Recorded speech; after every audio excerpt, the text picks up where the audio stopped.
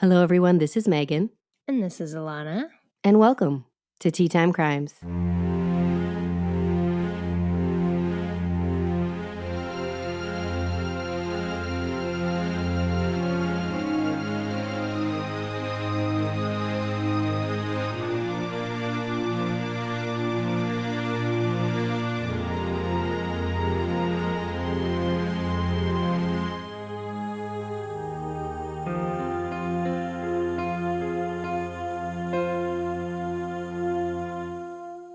It's a mighty cool mug you got there, miss.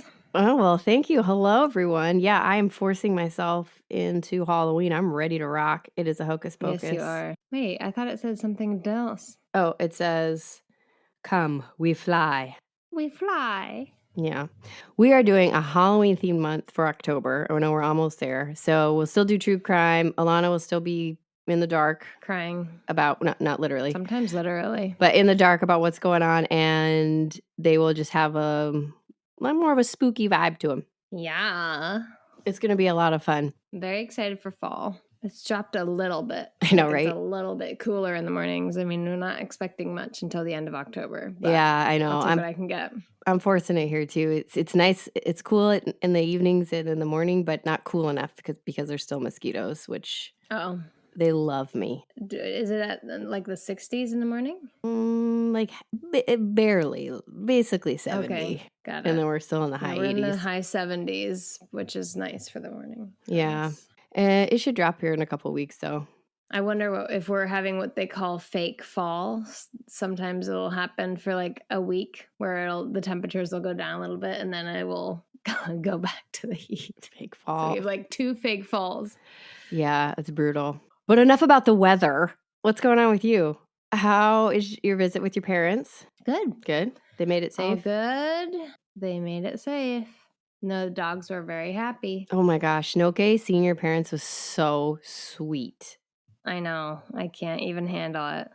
Seeing her grandpa and grandma. She lost it. Oh my gosh. It was the best thing in the world. Yeah, it was really sweet. Really sweet. Cool. I'm glad you're having a good visit with them. And you're having football. Football continues. That's so fun for you. Football continues, and it is challenging. And it's both days of your weekend, so that's fun for you. Yeah, college and then NFL, and then there's Monday night games, there's Thursday night games, Yeah, they keep spreading. Like, stay in your place. I know. That's what I said. Sir. That's what I said last week, and it was not received formally.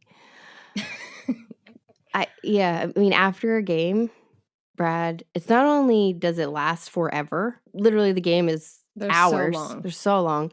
But then after, Brad. Before and after. Yeah. So there's before, like the amped Brad that I get. And then there's the game, which is chaos.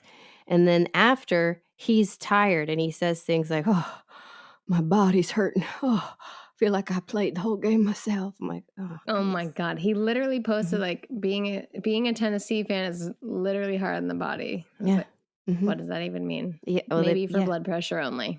Yeah. Yeah. Maybe you need to do a little bit more endurance training then.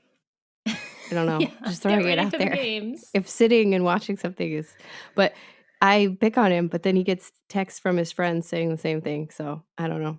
Lordy. We'll just never understand, Alana. We'll never understand. No, there's nothing I would get that excited about. Nothing. I can't think of anything. No. I can't ever rise up to his level.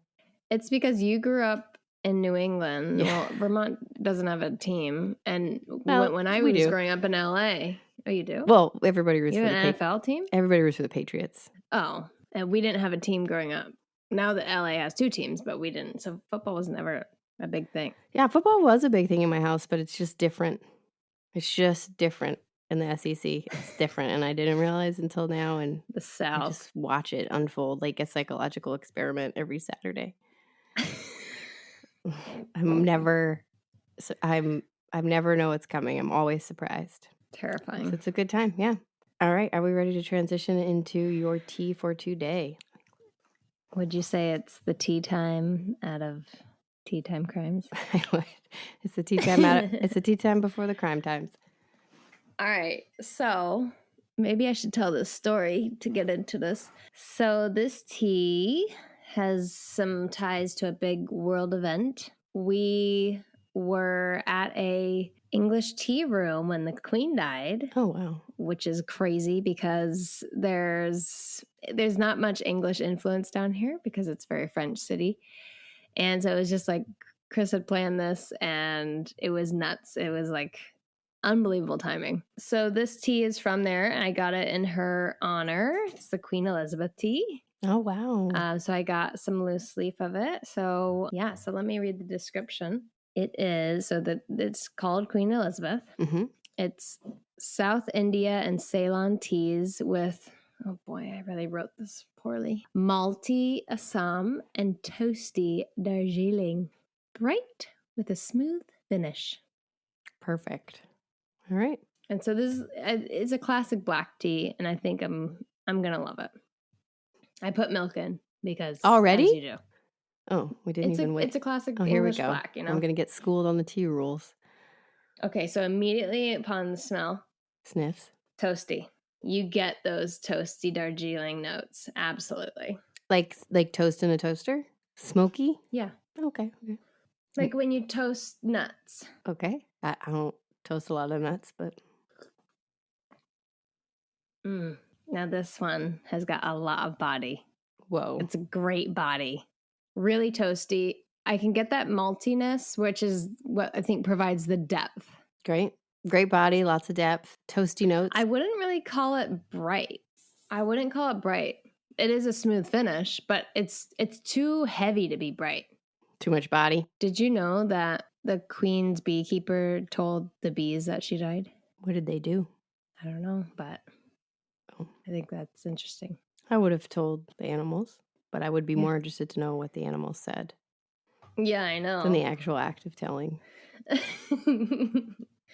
Yeah, maybe they did a buzzing formation. Anyways, I really like this tea. It's a great tea. Right, in honor of the Queen.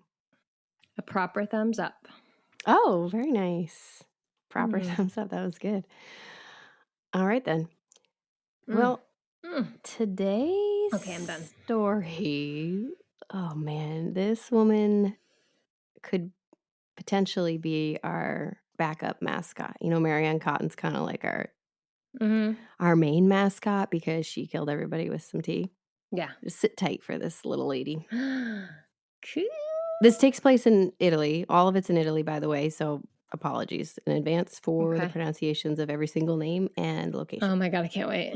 I know, I wish you were reading them. But today we're going to talk about the life of Leonarda Cianciulli. Leonarda Cianciulli. There it is. I knew it would come. So some people call her the first Italian female serial killer, but... Hold on. Her name's Leonarda? Leonarda. Narda. Mm-hmm. Got it. I thought you said Leonardo. Okay, please Leonardo. continue. Leonarda. Maybe I did. Leonarda Cianciulli. So some people call her the first Italian female serial killer, but those people are not considering... Hello, have you ever met Giulia Tofana? Who's doing really well in our sphere. Acqua Tofana, the new fall fragrance. She killed hundreds of people, apparently. So yeah, I don't think so.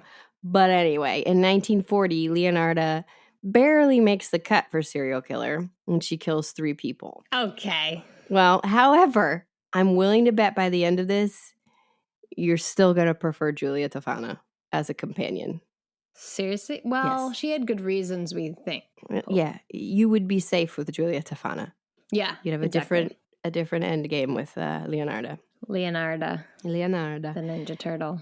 Yeah. So on April 18th of 1894, probably-ish, Leonarda was born to Amelia Dinolfi. But Leonarda's entrance into this world is not a good one. So I'm going to give you a little backstory on Amelia. Amelia, so Leonarda's mother, she was beautiful, of noble birth. This is a girl who grew up waiting for her life to be planned for her. She was ready for her parents to arrange a marriage, one that would be successful and set her up for the rest of her life. That's how she grew up. That's what she was waiting for. She plans to be taken care of. So Amelia is young, living her life, anticipating this big wedding and this happy future, when a man named Mariano, who's a lower class man, starts stalking her. He then has this weird obsession with her, this love-hate obsession. He hates her. I bet they don't have good protection back then either. No witness protection program. He hates her because he can't have her and she's wealthy, but he's obsessed with her because he loves her. Love is a Yikes. generous word for that.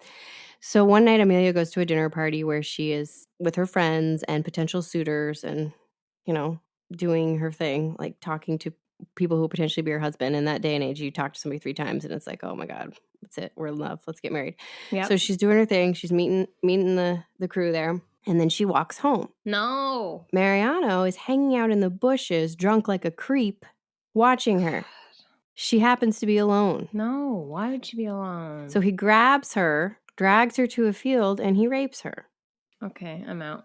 Goodbye. She goes home, and she doesn't even understand truly probably what happened. She doesn't understand how sex even works, let alone what just happened to her. Like Bridgerton. She just doesn't even understand. So she feels shame. She feels guilt. She feels like it's her fault. She doesn't know what to do. So she doesn't tell anyone. God. Unfortunately, she becomes pregnant from this. And she can only hide that for so long. When her parents find out, they invite Mariano's family over to their house and they force Amelia to marry Mariano. That's disgusting. To save her reputation. Or we could smother him with a pillow. Yeah. So Amelia's understandably upset. Mariano's pumped. He's like, this is great. It's exactly what I wanted. This is awesome. Because he's disgusting. God. So then they force their daughter to marry this man, and then they disown her. So now Amelia is with... model parents. Yeah. Now Amelia is with Mariano, and she's now considered low class. So she's with a man who not only he beats her and he rapes her because she's not interested in being there. She also doesn't know how to do anything. She has not been prepared for this kind of life when... Like, she's noble. Yeah, she doesn't know how to cook. She doesn't know how to keep house. She's pretty bad at it. All around, it's not going great for her. God, that's terrible. So when Leonarda is born, Amelia's not able to separate between her hate for Mariano and her feelings for the baby. And so she takes it all out on Leonarda. Because she can. And Leonarda is born into a pretty awful environment. Could you imagine? Oh, man. No, cannot. So Amelia never truly bonds with Leonarda as a baby. And there's emotional abuse, physical abuse. Leonarda doesn't have a chance of pleasing her mother no matter what she does. Couldn't possibly. She couldn't possibly do anything right. She's tainted. And Leonarda grows into a depressed child, a depressed teen, and she actually attempts death by suicide on 2 occasions, which only angers Amelia more. It's terrible. Like, what an inconvenience to Amelia. This is in the early 1900s? No. This is the early 1900s. Okay. Yeah. She was born in 1894 probably. Right. So this is by the time she's older. Poor baby. Eventually, Mariano dies. He basically drinks himself to death. So Good. On one hand, great. Hope it was painful. Bye. Actually, he was passed out unconscious at a bar, and it said that Amelia just took him home and just locked him up in a room until he died. I don't know. But that's one way. He's gone, which is good. But unfortunately, she has no way to make money. So she kind of needed him to be able to eat. So it's a very tough situation that her and Leonarda are now in. It's so hard to be a woman. Amelia gets remarried to somebody who I can only imagine the bar was set so low. I think this guy is like Prince Charming. I mean, he's not a terrible wife-beating rapist. So right away it's better, but I don't think it does.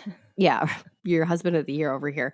But I don't think it's doing too much for her social status. A little bit of a rise, but it's not. She's in poverty. She wants to be back up to where she was. You're not still with the drunk, but you're not anywhere further than that. So Amelia's plan is to use Leonarda to help her continue to climb up the social ladder and to get her set up for life and be back to kind of where, at least close to where she was. Leonarda is very beautiful. Amelia was too. So they're both, pretty much in those days. Are you pretty and do you have money? Great. You're a great setup. So she's got one of the two. Leonarda does. And so Amelia and her new husband are making arrangements as Leonarda gets older to set her up with a very wealthy man. And yeah, jump class a little bit. Yeah, exactly. Jump class. Then she doesn't really care about Leonarda being set up, but then Amelia will be taken care of by default. And that's her main goal. The problem is she does not tell Leonarda about this. Oh, no. And so meanwhile, Leonarda is living her life, falls in love with a registry clerk named Raphael Pansardi, and agrees to marry him. Whoops. Nobody told her. Uh-oh. So she comes home with the good news, and She's in Amelia's trouble. ticked. And here's her daughter disappointing her again. Mm. Daughter's useless, right? Amelia is so mad that she curses Leonarda. And I mean literally puts a curse on her, which is considered real stuff. She puts a curse on her own daughter. How does she literally do it? Like she's like a spell.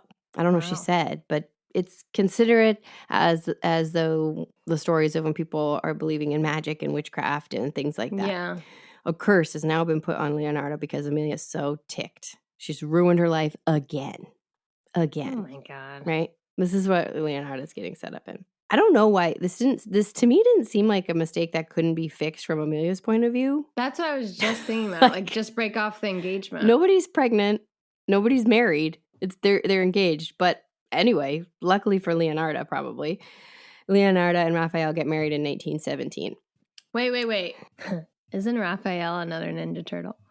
Anyways. Yeah, I think you're right. There are no Michelangelos and Donatellos in this story, though. So damn it! I know. Bummer. So Leonarda is probably suffering from PTSD or depression or some sort of mental illness, and she is going through episodes while she's married. Now, Raphael is actually a very kind man, and he's incredibly patient with Leonarda. I mean, it's a love match. He's really nice to her, and she doesn't actually know how to handle that. It's confusing to her. She's not used to it. She's not used to it. And so she's very Isn't that terrible? Anxious. She has these episodes where she just bursts into tears and will sob. It's just more than likely her body trying to regulate itself or her working through something. And he's just patient with her. And so it takes a while for her to be able to trust him truly. At the same time, I think she has epilepsy. She's said to have suffered from seizures. Really? So she's got these two things happening to her that have no scientific explanation for her in that moment. And so it's very confusing. What's wrong with her? There must be something terrible with her. It must be her mother's curse. Yeah. There's no understanding that, hey, you have epilepsy and you're super depressed and have trauma from living with terrible parents. Ugh. Yeah. So Leonarda is looking for explanations, which like you do. And she goes to a fortune teller to find some comfort and to find some answers. Okay, good luck. The fortune teller eases her fears at first because Leonarda is worried that she's going to die. She doesn't know what's happening to her body, right? She thinks she might die. Oh. And the fortune teller says, no, don't worry. You're going to actually live a really long life. Actually, you're going to live longer than all of your children. So don't worry about that. That's not great. Yeah, Leonarda is devastated. And she goes home and she's freaking out because her and Raphael are having trouble conceiving. And now she's terrified that she's not going to have children, or if she does, that they'll die. And she starts worrying about that. Oh, my God. It takes some time, but the couple is able to conceive. And Raphael has kind of put these fears to bed. He doesn't believe in them as much as Leonarda does. Yeah, good head on his shoulders. But when she gets pregnant, all her anxiety comes back. Oh, my God, I'm sure. And then she has a miscarriage. Oh, no. So to her, it's just the fortune teller was right, and this is her mother's curse at work. The couple finally get enough money to actually move out of the town that they got married in because Amelia's trash talking them all over the place, and her mother's still in her world. I know. There's not a lot to do. Get a life. So they move away, and that's super helpful to Leonarda. She starts to calm down. Her outbursts start to stabilize. Change of scenery. And she actually gets pregnant again, and she actually gives birth to a healthy boy named Giuseppe Pansardi. Giuseppe. Leonarda is, as you can imagine, super overprotective. Oh, boy. Helicopter. This is her miracle baby, her golden boy. Right. He can barely even go outside. She keeps him with her at all times. Now, the family is struggling a little bit financially, and because of that, Leonarda needs to find some odd jobs to help so that they have enough money, and she hates to leave her son. It really causes her a ton of anxiety. Also, over the course of her life, Leonarda will be pregnant 17 times. Oh? My God. She will miscarry 3 times, and 10 of those children will die from illness. Only 4 will survive. Jeez. That's really rough. Could you imagine the trauma of that? The physical toll on her No, body I can't. and the emotional at grief all. of burying 13 children? I mean, I know it's kind of common then, but that's another level. Yeah. And they legitimately Oh, man. were thought to have been ill and died, not like there's no funny business going on there. No aqua tofana. Yeah. And the whole time she's thinking that's this dang curse. It's this curse.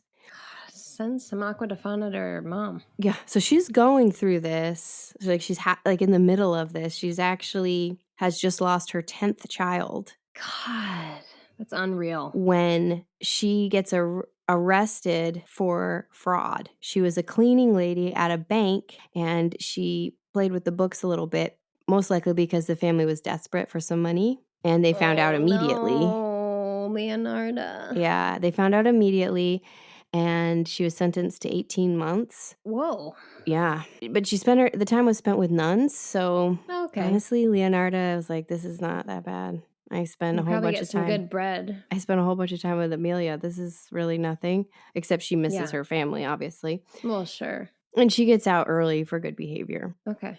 But when she gets out, the family's reputation is totally destroyed. Raphael, who's been super patient through all these years, is a little bit ticked because she's so it wasn't a joint plan. No, she just went rogue, and it makes him look bad. One, because he can't be the provider for the family, as men are viewed in those days. And 2, because his family is in the area and they're not too pumped about the latest development. So relations are a little strained. So they decide to move again.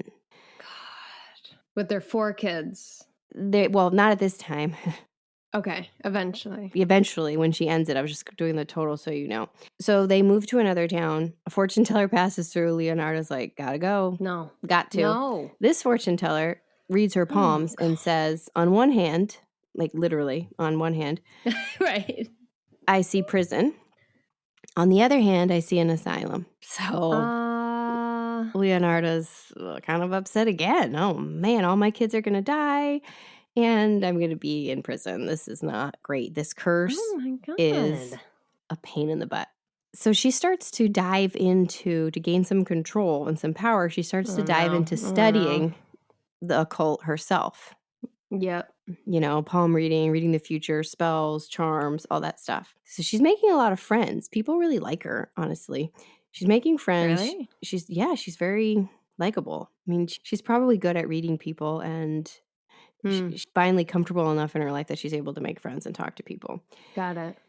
So she's studying that. The town that they're in has a massive earthquake, 6.6. Whoa. Ruins every house in the whole town, basically.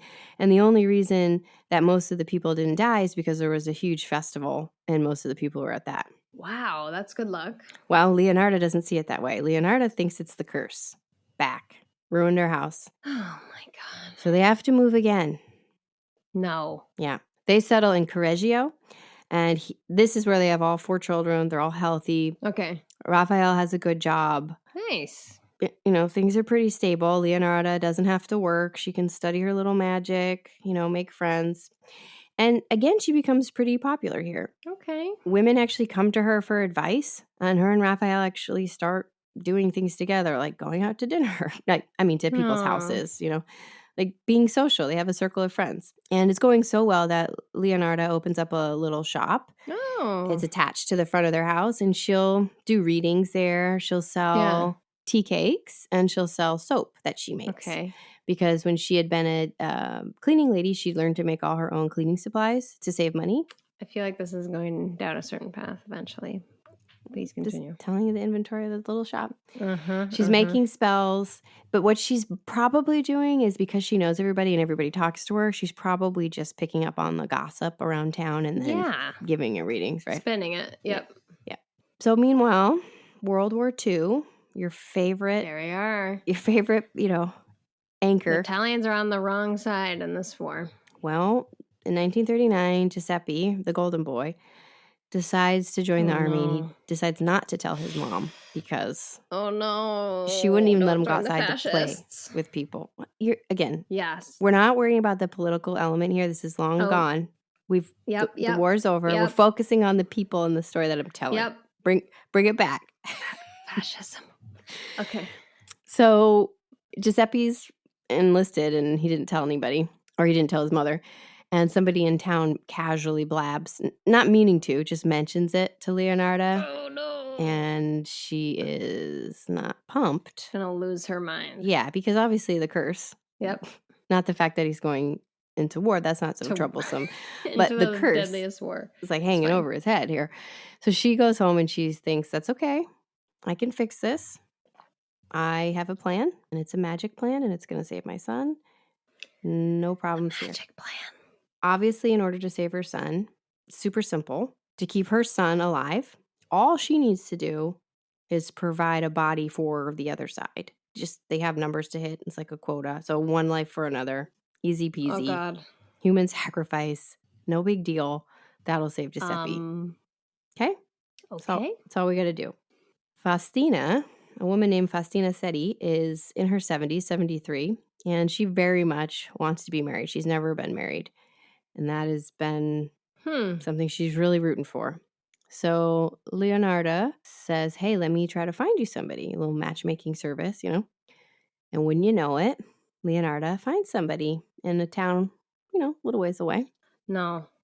And she tells Faustina to write to him. And he's ready to get married, and Faustina's so excited, and she writes to him, and the man writes back. No. Leonarda says, this is great. This is exactly what you wanted. I've, worked my magic, literally, and you're going to have a happy marriage, but you shouldn't tell anybody because you don't want them deterring you or sharing their opinion or breaking this magic spell. So let's not tell anybody, but you know what you should do? You should write a few letters now, and then I'll mail them for you. Save you some time. No. And Faustina says, that sounds great. No. Also, here's my entire life savings for this matchmaking service, 30,000 lira. Thank you so much. She dyes her hair. Faustina dyes her hair, packs up her suitcase, and goes to Leonarda's shop to say goodbye, getting ready to go. And Leonarda says, hey, I don't know if she was saying let's drink to this or here's a glass of wine to settle your nerves. No. But she gives Faustina a glass of wine. Faustina dumps it back, and Leonarda had spent the last few days concocting a pretty strong poison. Yeah. That didn't kill Faustina, unfortunately, because it would have been more merciful. It just renders her paralyzed, unable to scream, unable to move. But she's still conscious. Pretty clever, though. I believe. And then she comes back with an axe. Yeah. Okay. And hope she goes for the neck. Well, yeah, she was supposed to, and she missed on this first one. Oh my God. Stop it. Stop it. Stop. And it got stuck in the shoulder. Stop.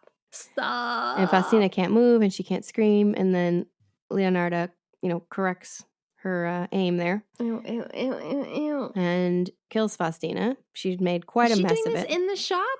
Mm-hmm. It's all over. It's all over the place. Blood is going to be everywhere. Yeah, it was. It was all over her. Does she not know how that works? Shop. Well, I guess she's a cleaning lady, so she took care of it afterwards. Oh. And then she shoves Faustina into a closet while she drains the blood to save the blood. And then she dismembers Faustina into 9 parts. Oh. And this is Leonarda's own words about what happened that day. Oh. I threw the pieces into a pot, added 7 kilos of caustic soda, which I had bought to make soap, and stirred the mixture until the pieces dissolved in a thick, dark mush that I poured into several buckets and emptied in a nearby septic tank. I'm going to throw up. As for the blood in the basin, I waited until it had coagulated, dried it in the oven, ground it, mixed it with flour, sugar, chocolate, milk, and eggs, as well as a bit of margarine. No. Kneading all the ingredients together, it's a tea cake. I made lots of crunchy tea cakes and served them to the ladies who came to visit. Giuseppe and I also ate them. What the hell happened to her? Yeah. Oh my God. Yeah, we've really gone off the deep end here. There is something between point A and B here because that was a hard right turn. I would agree. Yeah. Something snapped. Okay. So we got a little bit of Marianne. We got a little bit of Belle Yeah. with the choppy chops. Yeah. And then, has anybody fed? I don't think nobody's eaten anybody yet. Maybe a little bit of Elizabeth Bathory. She loves the blood. I hate it. I hate this so much. I think I hate this the most. Like, I literally gagged. Yeah.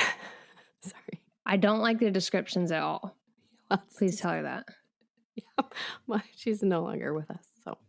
Oh my God. So that was Leonarda's day and Faustina's last day. Now, Faustina's family is a little bit concerned because she's suddenly missing. Where has she gone? But then they get the letters in the mail, postmarked, mind you, from the city that she says she's at. So she's trying to do this to swap out Giuseppe. Mm-hmm. 2 problems. Mm-hmm. 1, she's a female. 2, there's not a body anymore. Okay, a couple of things. I love that you're assuming the rules of the underworld or the afterlife or the other side by saying like it has to be a gender match. No. No. I'm saying with the army confirming the body, right? No, she's not doing this for any. No, gosh. Oh my God, you took it way too logical. She's literally killing this woman so that like whatever powers that be on the other side of life. Oh. You thought she was gonna hide it as an army man? Sorry. So I was like, oh, we're faking Giuseppe's death. No, and saying Giuseppe he has died. No idea. Okay. He's going to the army. This is just to protect Giuseppe. But, okay, so I really thought like she's like, let's kill another person and send that body to the army so that they think he's dead and won't draft him anymore. Why would the army require to see the body if they?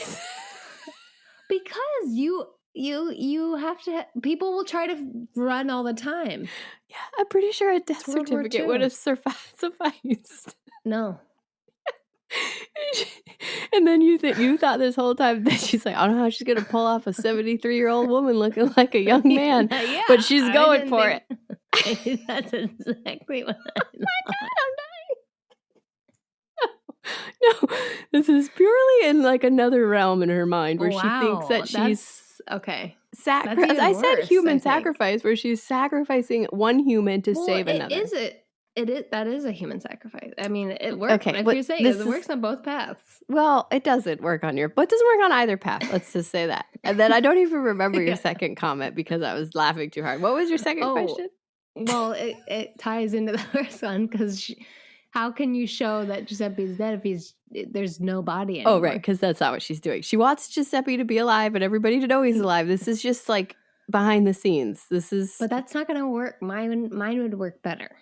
Neither one would have worked. I think it might. Yeah, I mean, I don't think no matter what you do that you can pretend that a body of a 73-year-old woman is a 20-something man. First mistake. Yeah, that was her first mistake. All right. Well, we got that cleared up. You're welcome, everybody. God, I'm dying. If anybody else thought that, please let me know because We're gonna be shocked. Have a poll. Yeah, let's do a poll. Who thought that she was gonna pretend the body was her son? Anyway, all right. So here's where, I mean, not that I was following her logic before. Clearly, neither one of us were. But for some reason, she decides that she needs to kill another person. And now I don't understand. I thought it was like an even Steven trade to start.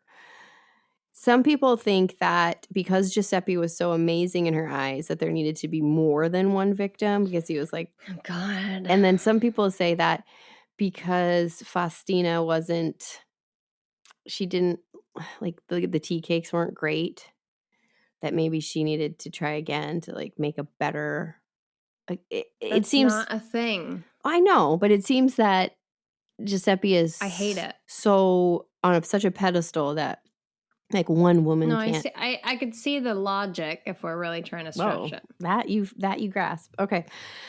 So in the fall of 1940, Francesca, I'm not sure how you say her last name, Francesca Sove. She is a younger woman, but she's in her 50s. She needs a new job. Her husband had died. She's a retired school teacher, and she needs help finding a new job. Leonarda's like, hey, I'm good at finding stuff. I got you. She finds her an unbelievable job, actually. Head of a girls' school in a few towns over. And she says, hey, don't tell anybody. Write some letters. I'll mail them for you. Oh, This is going to work. no. Just like Faustina, Francesca shows up to the shop to say goodbye. Leonarda gives her some wine to toast. And then when she's incapacitated, she kills her with an axe, dismembers her into... Wait. Why wouldn't she improve upon her poison? The poison's not the problem. It's the tea cakes that she wasn't loving. So I'm literally nauseous. Continue. So she makes this. some crunchy tea cakes. Ew. Yeah. But still not good enough. We're going to need one more. Stop, please. So in September of 1940, Virginia, I don't know how you say her last name either, Cachopo, is a third victim. And she's possibly good enough because she used to be a well-known opera singer. And so she's very talented, but she's in her 50s now and she's widowed and she's retired from singing. But she would like to get out of the small town, kind of have some of the excitement back of the days when she was performing. Leonarda finds her a job. And it's working for a man who runs an opera house. And she's going to help him plan events. And she gets her own apartment. I mean, it sounds too good to be true, you know? Because it is. P.S. Don't tell anybody and write some letters. Okay? So Virginia comes by. She doesn't want the wine, was said later, but Leonarda insists. Oh, I forgot to mention, she also robbed Francesca of 3,000 lira. Okay. Or Francesca paid her. It's unsure. She does the same to Virginia, gives her the wine. Once she's incapacitated, she takes 50,000 lira from her and all her jewels. Oh my God. Mm-hmm. And then she murders her the same way. I don't like that. Cuts the body into 9 pieces. And this time... No, I don't like that. This is what she says about Virginia. Would you like to earmuff? Maybe. Just go and I'll see. She ended up in the pot like the other two. Her flesh was fat and white. When it had melted, I added a bottle of cologne. And after a long time on the boil, I was able to make some most acceptable creamy soap. I gave bars to the neighbors and acquaintances. The cakes were better too. That woman was really sweet. I'm back. I can't handle this. She was able to make pretty quality soap and quality tea cakes with Virginia. I hate this. So when Giuseppe gets home, he's an adult, by the way. She makes him strip down, and then she uses the soap to wash every inch of his body and feeds him some tea cakes. Now he's protected. Curse broken. Got it. Boom. Yep. Done. Yep. I think Leonarda is like, all right, we did it. I'm done now. I found the right person, or I found the right amount of people. I'm not sure, but Giuseppe, he's good. She's a sicko. Virginia's had told, some sources say it was her sister, some say it was her sister-in-law, but Virginia hadn't kept her mouth shut like she was supposed to. She'd actually told her sister about this job. So her sister comes knocking and says, hey, Leonarda, have you seen Virginia? Oh, nope, haven't seen her. All right, talk to you later. Yeah, you want a tea cake? Yeah, tea cake, soap. Virginia. Also, is Virginia an Italian name? Oh, I feel like it's an English name. Anyways, please continue. Here we go. I don't know. Didn't come up. So Virginia's sister finds out in town that, hey, a couple other women have been missing as well. And their families. It's the siblings, just like Belle. They figure it out. Yeah. Their families are starting to get a little worried because they got the initial letters from the two women, but they haven't written to them, and they haven't heard from them, and they're starting to get worried. I mean, what? And it seems that all those women share one detail, which is that Leonarda's shop was the last place they all went. So Virginia's sister goes to the police, and the police look into it, and they can confirm that, yes, in fact, this shop was the last point of contact. In addition, Leonarda has sold some of their things because they all had suitcases. So she had, sold some of their jewelry and their clothes and stuff. They take Leonarda in, and they're like, okay, obviously you did this, but you're a middle-aged woman. You couldn't do this by yourself. Middle-aged women can't lift axes. Obviously, Giuseppe helped you. And she said, no, I did this all by myself. He had nothing to do with it. Don't touch my golden boy. She spills the details, explains exactly what happened. That's how you get those previous quotes. Disgusting. She tells them it was to break a curse, obviously. What remain of the bodies are in a septic tank, and that the rest of the bodies in tea cakes and soaps. Nauseous. And they're like, yeah, you know the details of it, but I'm not sure that we just don't think you could do it. doesn't add up. Like, I don't think you could dismember the body and take care of it as you're saying you did. They don't believe her. So you know what she says? I'll do it to you. She says, let me show you. They take her to the morgue and they give her some sort of sharp instrument, maybe an axe, and then they time her. They say, go ahead, let's see. What is happening? She's able to dismember a body in under 12 minutes, which apparently, I don't know the benchmark for dismemberment, but apparently they're impressed.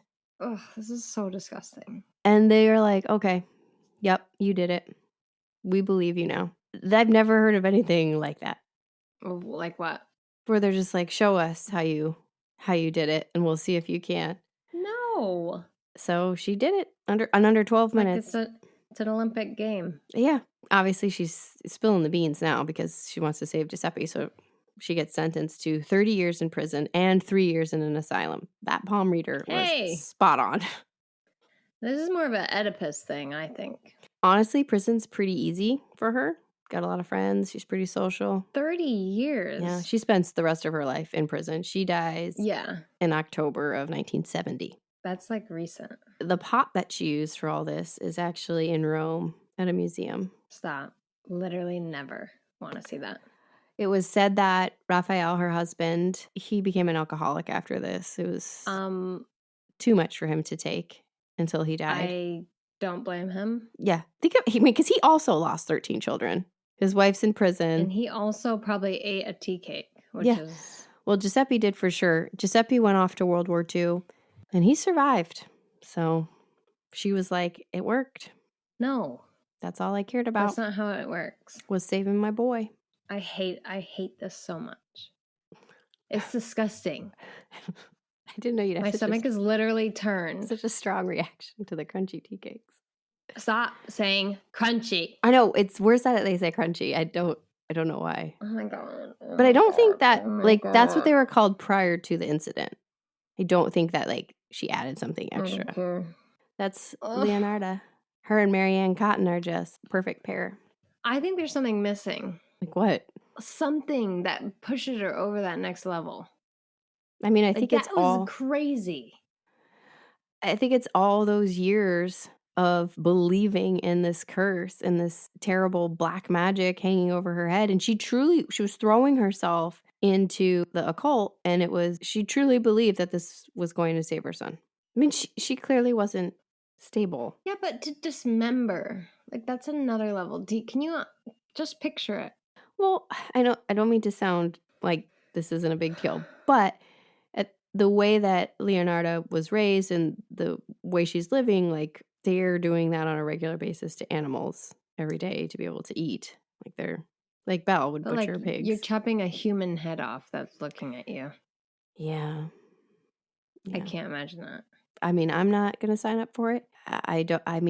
There's a part of her that shut off and all she thought about was her son. I don't get the point of putting it in things. I guess it was so that she could that's sick.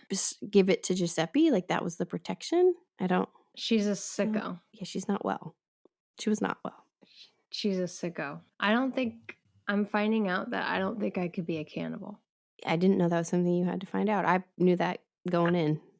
No, do you though? When it comes down to it. What does that mean? I think if you really had to, and I don't think I could based on how my stomach's reacting to this. So that's cool. Oh, I mean, you could if you didn't know. None of these people knew. Sure, but it's less likely for us since we don't eat meat. Oh, when you're starving. Oh fuck! It's in a tea cake.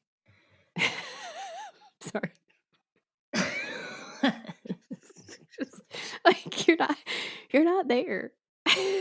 You're okay. I know, but I'm really experiencing this. I'm so recovering from the fact that you thought she was going to send that body and be like, here's my son. He's not going to the war anymore. And Giuseppe was totally on board. That's why I said there's 2 problems with it.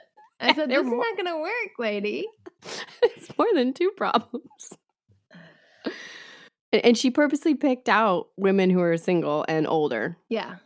Throw up everywhere. Right? Which is so, it's those women always become targets. Yeah. These older single women always become targets in so many of the stories. Disgusting. I mean, you have to imagine too that not only she's in this environment that's been messing with her mind for 40, 50 years.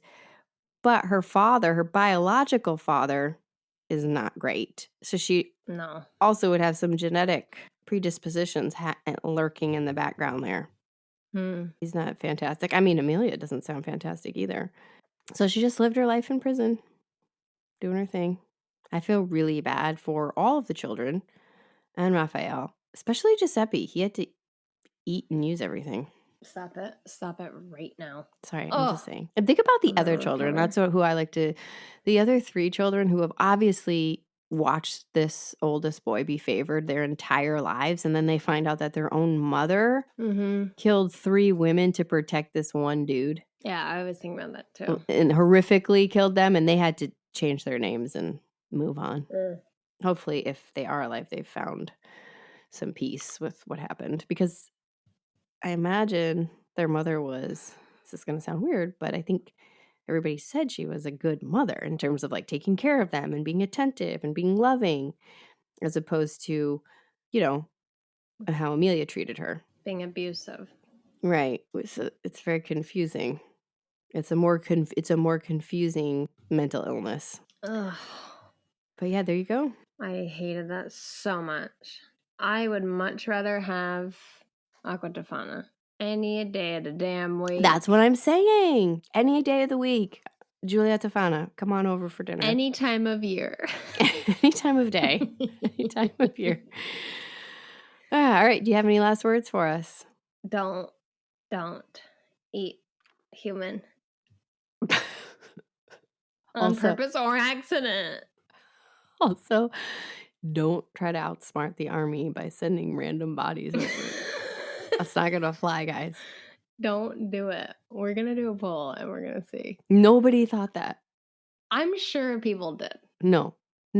Yes. Nobody thought That's a normal thing to do. No, it's not. It's more normal. The army doesn't require to see the dead body if somebody dies. I'm sure they can't report for duty. No, they don't. They need a signed death certificate, I'm sure. Who's going to sign it? The doctors. The medic? The medical examiners. Yes. You really think there is a procedure in place where people, instead of reporting to duty, like they have to ship a dead body? Well, they have to ship the dead bodies back anyways, but... What are you talking about? They're not at the army yet. From war. Yes, I know, but this is totally different. They ship the bodies back so that they can be buried with their family. Yeah. This is totally different. These people aren't in the army yet. Giuseppe was at home. Oh, I thought he was already in there. I thought he already enlisted and went in. Oh my God, the layers he enlisted. He wasn't in yet. What's the waiting period? No, but he was at home. She soaped him up. Oh, wow. So nauseous. I mean, people would try, when there's a draft, you do what you can to get out of it. But he enlisted, so he did it to himself. Well, he would have been, it was kind of pointless because he would have had to have gone in anyway. Right. Yeah. Really shortly after. Remind me not to plan any crimes with you. Let me just put that out there. Why? Why? I know the soft bit, but I won't eat anybody, so you can't rely on me for that. Your plan here for Giuseppe to fake his death is just full of holes. That's all I'm going to say. All right, well, I didn't realize he hadn't gone off. He enlisted. I assume that means he goes away to war. And then when he came back, she soaped him. It's so gross. I hate it so much. Sorry, I wasn't expecting a strong reaction from you. I don't know. I think I'm really anti-cannibal. Like, when it comes down to it. I'm realizing that. I didn't think it would bother you too much. Yeah, wow. I mean, it's disgusting, but I didn't think you'd have a physical reaction. Yeah. All right. Well, you can find us on Facebook. You can find us on Instagram at Tea Time Crimes. You can email us at teatimecrimes@gmail.com. And rate, review, like, subscribe wherever you get your podcasts. Do a rating with words. Yeah, rating with words. And be sure to tell who. Ugh, I don't even know at this point. No cannibals at all. Strike them from the list. There's no cannibals allowed. You can invite Italians, maybe the English, because Virginia, I think, comes from England. Well, or is it a Latin word? Oh my God, I don't know. I have to look into this. Who cares? World War II vets, any vets. Thanks for your service. And then because we need some sunshine, let's do dogs, kittens, and dolphins. Great. Super weird list. All right. Thank you so much for listening. And we'll talk to you next week. Thank you. Bye. Bye. Don't eat any meat flesh, humans.